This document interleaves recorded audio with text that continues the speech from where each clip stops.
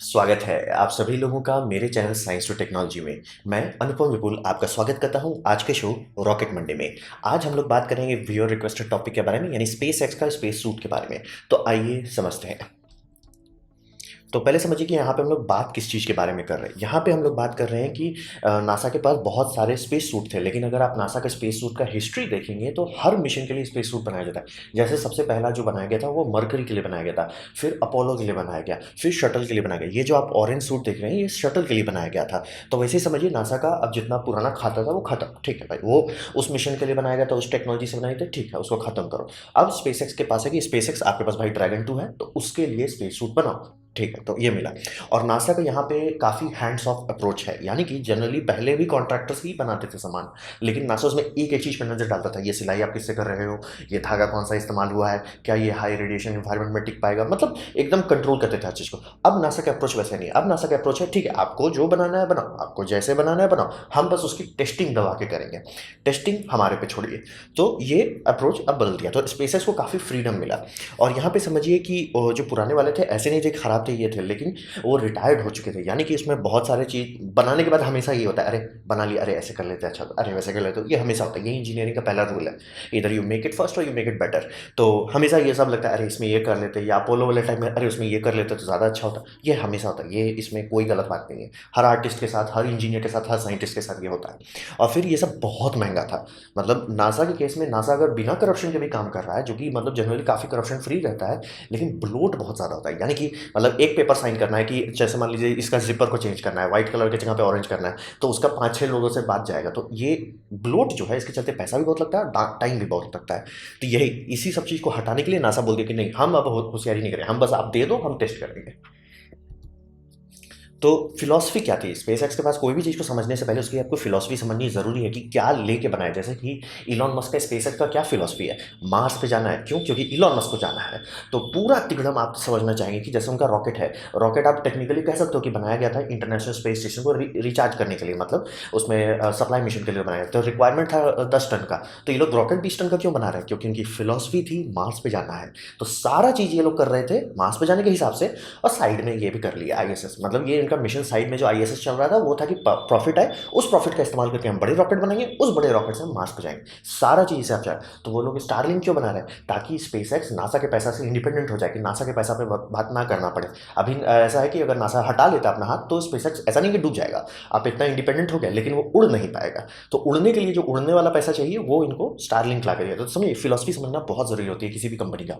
Philosophy समझेंगे आप समझ जाएंगे। तो यहाँ पे फिलॉसफी जो है, जो सूट आप देख रहे हैं ये इलॉन मस्क को पर्सनली पसंद आया था। मतलब काफ़ी आर्टिस्ट लोग ड्रॉ करते रहते हैं, डिज़ाइन करते हैं, जो हॉलीवुड में काफ़ी सारे मूवीज़ देखते हैं, उस मूवी में से मतलब एक जो मेन डिज़ाइनर जो सूट डिज़ाइन करते हैं, बैटमैन का, वंडर वुमन का, ये सब कुछ सूट, एक्चुअल सूट डिज़ाइन किया जाता है जो सेट में वेयर किया जाता है, उन्होंने एक रफ डिज़ाइन दिया, वो इलॉन मस्क को भाग गया। तो बोला भैया आप आ जाओ, हम उस पर काम करते हैं। तो समझिए बाहर का डिज़ाइन का रफ डायग्राम, मतलब ऐसा नहीं कि final of product, rough diagram select कर लिया गया था पहले।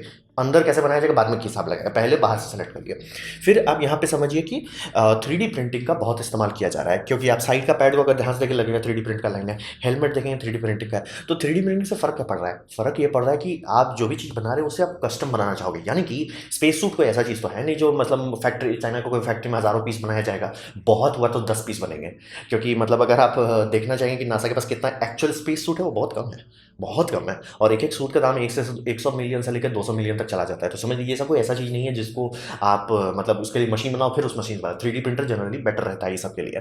तो यहाँ पे 3D प्रिंटर का इस्तेमाल करने से इनको काफ़ी फ्रीडम मिल गया। जैसे कि ऊट पटांग पैड्स बनाने हैं, जैसे ये शोल्डर पैड हुआ, नी पैड्स हुए, एंड बहुत सारी जगह पे ऐसा बनाया है जहाँ पे बम्पिंग होगी और वहाँ पे सूट डैमेज ना हो, तो वो सब के लिए 3D प्रिंटिंग बेस्ट रहता है। तो इसका पूरा इस्तेमाल कर रहे हैं।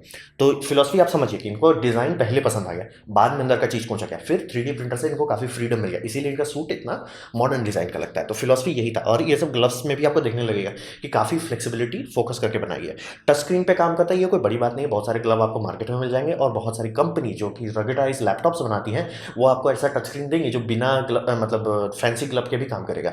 और स्पेसएक्स का जो स्क्रीन बनाया गया वो भी ऐसा बनाएगा कि अगर ग्लव्स फेल हो जाता है तब भी काम करेगा। मतलब आप कभी भी सिंगल रिडंडेंसी पे नहीं चलते, हमेशा डबल रिडंडेंसी रखते हो, इसलिए इस पर फोकस किया जा रहा है। लेकिन ये कोई बहुत बड़ी बात नहीं है। मतलब काफ़ी जगह मैं देख रहा हूँ कि ये मतलब टच स्क्रीन में काम करता है, वो आराम से आप बना सकते हैं, जिनको कंडक्शन का अंडरस्टैंडिंग है वो बना सकता है ऐसा।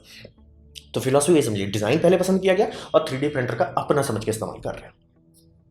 अब बात करते हैं फिट एंड फिनिश का, जो ये देखते ही आपको तुरंत थोड़ा समझ में आएगा, खास करके आप लोग जो लोग लाइव पूरा देखे होंगे, ये लोग जब भी चल रहे हैं दोनों का सूट अलग लग रहा था। ऐसा क्यों है? क्योंकि ये टेलर मेड है एस्ट्रोनॉट्स के लिए। नासा का भी जितना सूट्स बनाया जाता है वो टेलर के हिसाब से, मतलब बैठ के एक टेलर पूरा उसका ये लेगा, मार्किंग लेगा, कुछ कुछ केसेस में पूरा लेजर स्कैन किया जाता है एस्ट्रोनॉट को, उसके बाद उसकी पूरी मतलब 3D मॉडल बनता है, फिर उस पर चलिए मतलब टाइम लेके टेस्ट किया जाता है, और प्लस बनाने के बाद इनको टेस्ट फिट करवाया जाएगा तब जाके ये लेगा, मतलब समझिए एकदम टाइम लेके बनाया जाता है इसको। ऐसा नहीं कि बना दिए देखो यार थोड़ा सा टाइट हो रहा है, नहीं नहीं, टाइम लेके। उनको अगर थोड़ा सा भी दिक्कत होगी, यार हम यहाँ बेंड कर रहे हैं, यहाँ घिस रहा है, हटा दिया जाएगा, उसको रिजेक्ट किया जाएगा माल और फिर से बनाया जाएगा। इसीलिए ये सबका दाम पागल जैसा होता है।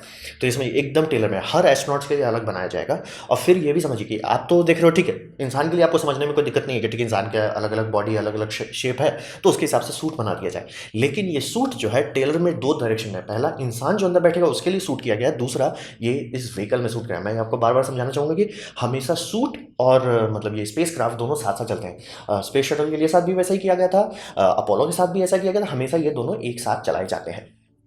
तो फिट एंड फिनिश अलग तरीके का है, इसीलिए ये इतना अलग लगता है बाकी सारे से, क्योंकि नासा का फिलॉसफी नहीं है इसमें स्पेस एक्स की फिलॉसफी है। उनका ड्रैगन कैप्सूल से मैच कराया जाता है और ये सब जानबूझ के किया जाता है ताकि एकदम तुरंत दूर से ही पता चल जाए कि कौन किस जनरेशन का टेक्नोलॉजी का इस्तेमाल कर रहा है। अब बात करते हैं ये काम कैसे करता है। यहाँ पे एक चीज़ समझना बहुत ज़रूरी है, ये है व्हीकल सूट, यानी कि गाड़ी के अंदर पहने रहेंगे, यानी कि जब रॉकेट के अंदर बैठे हुए हैं, जब कैप्सूल के अंदर, कैप्सूल में सब चीज़ स्टेबल रहेगा, लेकिन सेफ्टी के लिए ये पहना जाता है। मेन इसका काम यही होता है। तो इसमें जो है पूरा सिस्टम ऐसा बनाया कि वो कैप्सूल से इंटीग्रेटेड हो, जिसमें कि आपको यहाँ पर टांग पे, ओह बोलने वाला था, टांग पे आपको देखने का एक पैच मिल जाएगा। वो पैच में एक स्क्वायर होल है और आप सीट का फोटो देखेंगे वहाँ पे एक एम्बेलिकल है जो आगे ऐसे कनेक्ट होता है, और यहीं से सारा काम किया जाता है, इलेक्ट्रिकल पावर और गैस सप्लाई, क्योंकि ये लोग मतलब सांस उस ले रहे हैं, इनका टेम्परेचर रेगुलेशन, ह्यूमिडिटी कंट्रोल, हर चीज़ यहीं से इस पोर्ट से किया जाता है।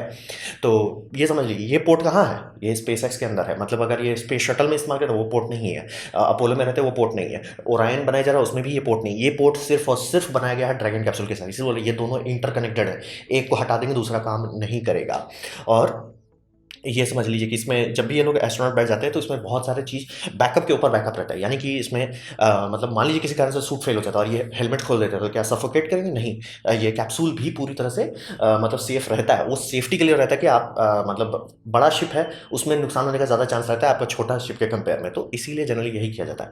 और इसमें गैस सर्कुलेशन किया जाता है, जबकि आप लोग काफ़ी लोग पढ़ते होंगे कि जनरली लिक्विड से थर्मल मैनेजमेंट किया जाता है, यहाँ उसकी ज़रूरत नहीं है क्योंकि ये शिप के अंदर रहेंगे, शिप के अंदर है, शिप से कनेक्टेड है, शिप इसका सारा एयर सप्लाई, इसका पूरा थर्मल मैनेजमेंट और इसका इलेक्ट्रिकल सप्लाई शिप कंट्रोल कर रहा है। और ये टेलर मेड दोनों तरफ से, मतलब चेयर में फिट हो जाएगा प्लस आदमी उस सूट के अंदर फिट होगा, तो ये इसका काम है। अब बात करते हैं सबसे पहला चीज़ जो मेरा दिमाग कब से ख़राब कर रहा है, ये स्पेस सूट नहीं है, ये बनाया नहीं गया है। स्पेस सूट होता है अलग तरीके का, ये है व्हीकल सूट। आप जैसे नासा का अभी आर्टेमिस यानी कि जो चांद पे जाने के लिए जो प्रोजेक्ट चल रहा है उसमें ये दो देखें, एक है स्पेस सूट, एक है व्हीकल सूट। ये है व्हीकल सूट, ये अंतरिक्ष में नहीं ले जा सकता। पहला एम्बेलिकल ही नहीं है, एम्बेलिकल उतना लंबा बनाया नहीं गया है, वो तुरंत खत्म हो जाए। दूसरी बात, ये बहुत मतलब क्या ये वैक्यूम बचा सकता है? हाँ, लेकिन तो क्यों नहीं इसे वैक्यूम स्पेस सूट कहा जाए, क्योंकि इसमें लाइफ सपोर्ट सिस्टम एक्सटर्नल नहीं है। यानी कि ये सूट मान लीजिए जो आर्टेमिस के लिए बनाया जा रहा है, आप इसको पहन के मान लीजिए चेयर में रिडिज़ाइन कर लिया कि ये पूरा फिट हो जाए, ठीक है, आप बैठ जाते हो और मान लीजिए शिप का पूरा इलेक्ट्रिकल सिस्टम सुहा हो जाता है, मतलब एक भी चीज़ काम नहीं कर रहा है, तब भी ये जिंदा रखेगा, ये लटक जाएगा, तुरंत लटक जाएगा, क्योंकि इसका लाइफ सपोर्ट शिप के लाइफ सपोर्ट से चलता है। आप लोग देखेंगे जब भी इसको कनेक्ट किया जाता है तो एक छोटी सा अटैची लेके घूमते रहते हैं, वो अटैची इनको जिंदा रखे हुए है, वो अटैची फेल हुआ तो ये गए। और इस अटैची का ऑब्वियसली बड़ा भाई डबल सेफ्टी के साथ, रिडंडेंसी के साथ शिप में है, लेकिन ये इंडिपेंडेंट नहीं है। स्पेस सूट हमेशा इंडिपेंडेंट होता है, ये उसका पहला रिक्वायरमेंट है कि तुम्हारा शिप से इंडिपेंडेंस हो, ये बाहर नहीं निकल सकता, ये बनाया गया है बाहर निकल सकता है। और प्लस इसमें जो मैंने आपको बताया गैस कूलिंग सिस्टम छोटे थर्मल लोड्स के लिए काफ़ी है, यानी कि इंसान का गर्मी और बाहर बहुत ज़्यादा गर्म ठंडा नहीं हो रहा है, संभाल लेगा, जो कि शिप के अंदर होगा। मान लीजिए शिप का कांच भी फूट जाए तब भी ऐसा नहीं होगा कि अंदर कई सौ डिग्री हो जाएगा और कई सौ डिग्री ठंडा हो जाएगा, वो मतलब थर्मल मास के चलते वो मतलब एक थोड़ा सा इक्विलिब्रियम रहेगा, तो उतना टेंशन नहीं है। लेकिन ये बनाया जाता है कि पूरी तरह से रॉ वैक्यूम में एक्सपोज रहे, यानी पे धूप जब आए तो एकदम भूंज दे, और जब छाँव में जाए, किसी भी चीज़ के छाँव में जाए तो एकदम जमा दे, तब भी ये टिका रहेगा। इसीलिए ये सब में लिक्विड इस्तेमाल होता है। गैस ठीक है, काम करता है लेकिन लो थर्मल लोड पे।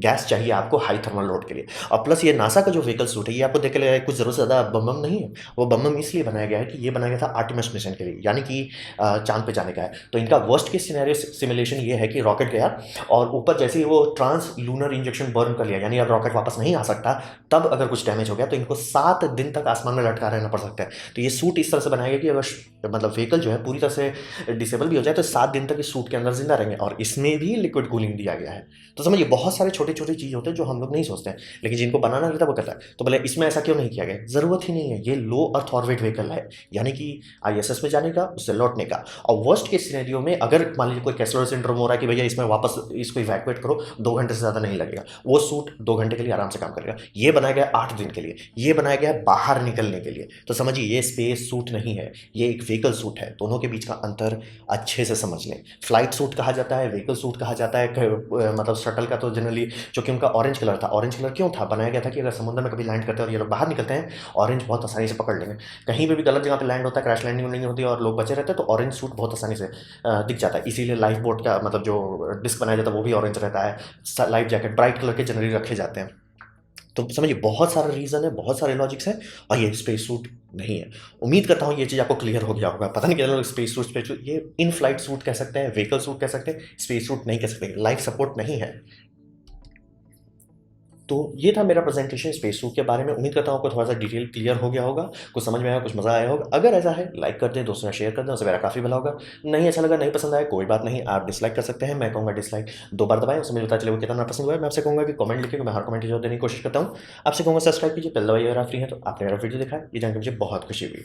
धन्यवाद।